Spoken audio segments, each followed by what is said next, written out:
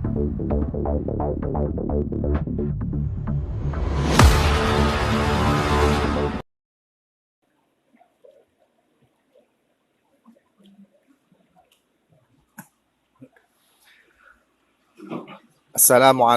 warahmatullahi wabarakatuh. Bismillah, alhamdulillah, wassalatu wassalamu ala rasulillah Sayyidina Muhammad ibni Abdillah la nabiyya wa la rasulah ba'dah. Oke, sahabat-sahabat, sedulur-sedulur MP Channel Raden Beling, semoga kita semua tetap dalam lindungan Allah Subhanahu wa taala. Amin.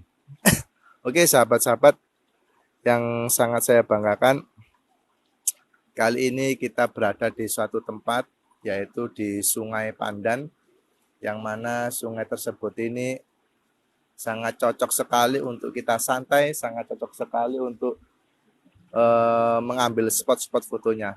Barangkali para sahabat-sahabat MB Channel Raden Beling ingin berfoto-foto di sini, silakan, yaitu di Sungai Pandan, arah ke Sumber Gelagak. Oke, sahabat-sahabat, sedulur-sedulur MB Channel Raden Beling, kali ini saya akan mencoba menceritakan salah satu sahabatnya Rasulullah Muhammad SAW, yang mana sahabat tersebut ini mungkin jarang sekali diungkap atau jarang sekali diceritakan oleh sebagian orang. Karena apa? Ya nggak tahu juga. Tapi ya ada di buku-buku, di kitab, dan di ulama-ulama ada juga yang menceritakan. Oleh karena itu, barangkali yang sudah mendengar, saya mohon maaf apabila ada kekeliruan atau apalah. Dan barangkali yang belum mendengar, silakan disimak cerita dari satu sahabat Rasulullah ini. Oke, sahabat-sahabat MB Channel Raden Beling yang sangat saya banggakan, kami akan menceritakan salah satu sahabatnya Rasulullah yang bernama Miqdad bin Amr, yang mana sahabat Miqdad bin Amr ini adalah termasuk daripada golongan 7 orang yang masuk Islam, pertama kali yang masuk Islam secara terang-terangan. Jadi sahabat Miqdad bin Amr ini adalah salah satu dari 7 orang yang pertama masuk Islam secara terang-terangan. Dan di samping itu juga beliau ini adalah salah satu pemikir ulung yang mempunyai kecerdasan, yang mempunyai kejeniusan yang sangat tinggi. Dan banyak sekali pendapatnya beliau ini itu dipakai oleh sahabat-sahabat yang lain, dan juga dipakai oleh Rasulullah SAW. Sahabat Miqdad bin Amr ini, beliau rela disiksa, rela dianiaya, dan rela dihujam atau dihajar oleh orang kafir Quraisy demi dia bisa masuk Islam. Jadi beliau ini masuk Islam secara terang-terangan karena ucapannya beliau masuk Islam secara terang-terangan, syahadat beliau dengan terang-terangan kepada kafir Quraisy, akhirnya beliau dipanggil dan disiksa. Tapi beliau rela, beliau ikhlas akan semua itu. Yang penting beliau bisa masuk Islam. Karena kegigihannya yang seperti itu, karena keyakinan dan kemantapannya yang seperti itu, akhirnya Rasulullah kagum.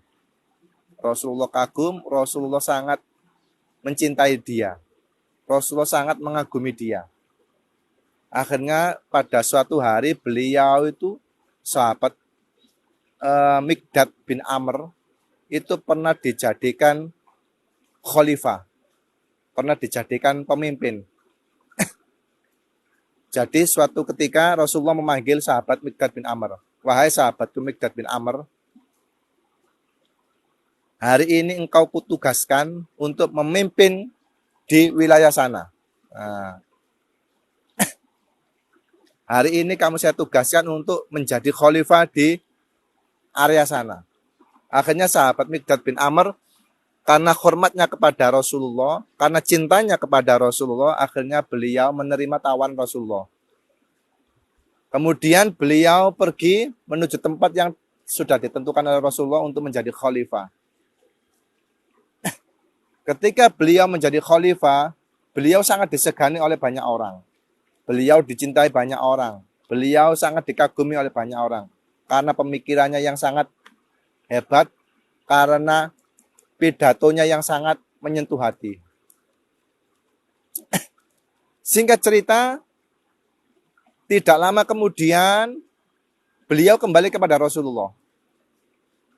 Beliau kembali kepada Rasulullah, menemui Rasulullah. Akhirnya Rasul berkata, "Wahai sahabat Mikdad, bagaimana ketika sampai menjadi khalifah di daerah tersebut?" Sahabat Mikdad mengatakan, "Alhamdulillah ya Rasulullah, mereka berbondong-bondong untuk masuk Islam. Mereka sangat cinta dengan ajaran Islam dan mereka sangat mengagumi panjenengan dan juga mengagumi kulo," kata sahabat Mikdad.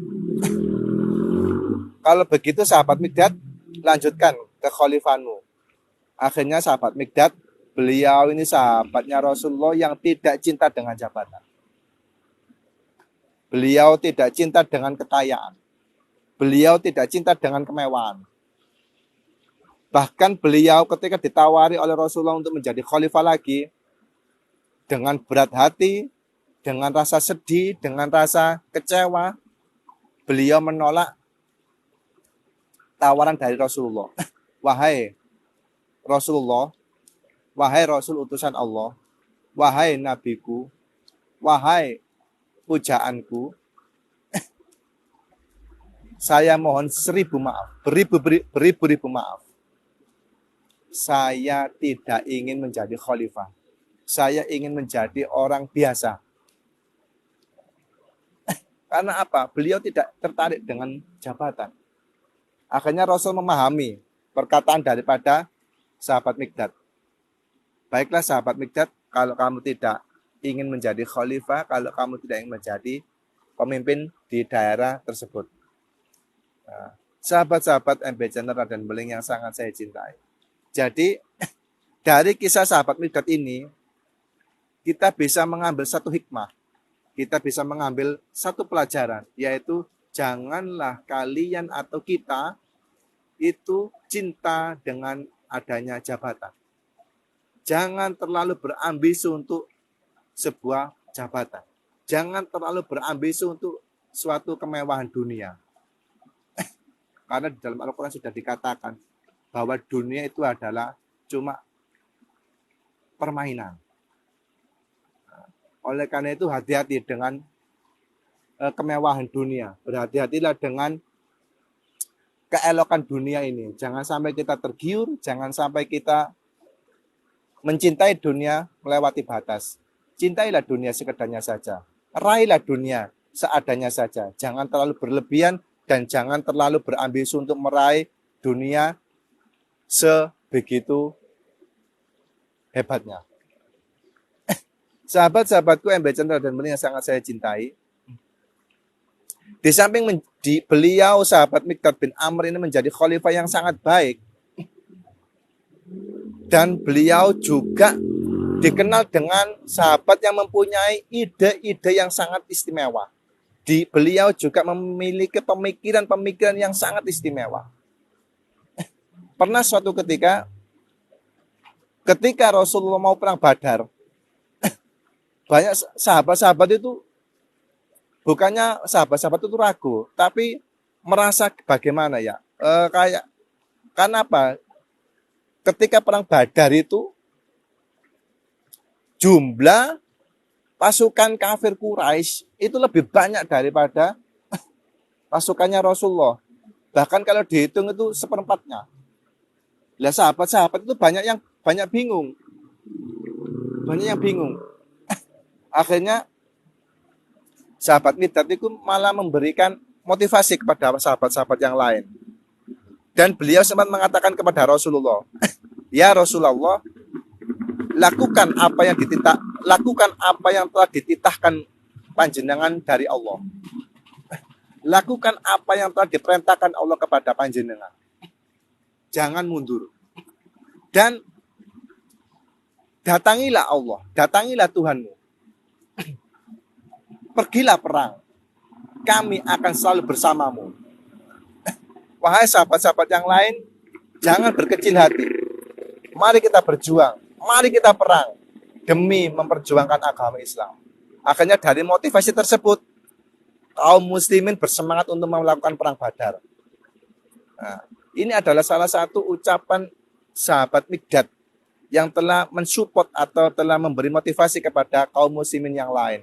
Bahwa sesungguhnya yang paling utama itu adalah menjalankan perintah Allah, melakukan apa yang selalu diperintahkan oleh Allah, dan kita harus terus berjuang demi membela agama Allah Subhanahu wa taala. Sahabat-sahabatku yang budiman yang sangat saya banggakan.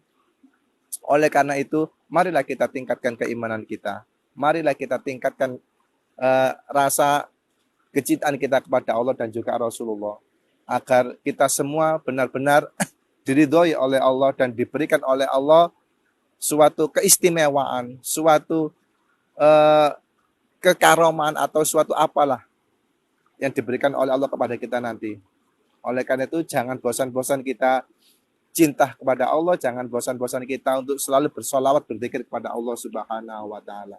Sahabat-sahabatku yang sangat budiman, mudah-mudahan dari sekelumit cerita sahabat Mikdad bin Amr ini, kita semua bisa mengambil hikmahnya, dan semoga kita semua selalu senantiasa diberikan oleh Allah kekuatan, baik kekuatan fisik maupun kekuatan batin, sehingga kita terus semangat berjuang, terus semangat beribadah, dan terus semangat berselawat kepada Nabi dan berzikir kepada Allah Subhanahu wa taala. Mudah-mudahan kita semua bersama-sama dengan Rasulullah dan sahabat-sahabat yang lain berada di surganya Allah Subhanahu wa taala. Sahabat-sahabatku, MB Chandra Raden Beling yang sangat saya banggakan, demikian kisah sahabat Mikdad bin Amr. Mudah-mudahan kita semua dapat mengambil hikmahnya, dan apabila ada salahnya atau kurangnya, kami mohon maaf yang sebesar-besarnya. Saya akhiri. Wassalamualaikum warahmatullahi wabarakatuh.